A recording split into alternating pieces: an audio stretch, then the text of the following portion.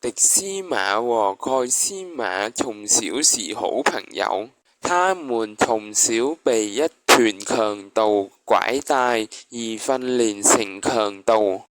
一日，那團強盜殺一對商人，有一個人祈禱求主耶穌饒恕他們的過犯。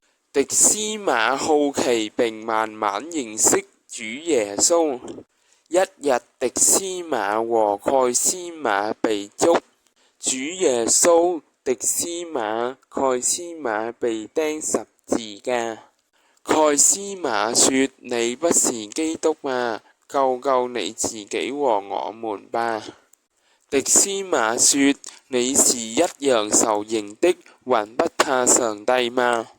我們是應得的，因為我們是自作自受，但這個人沒有做過一件不對的事。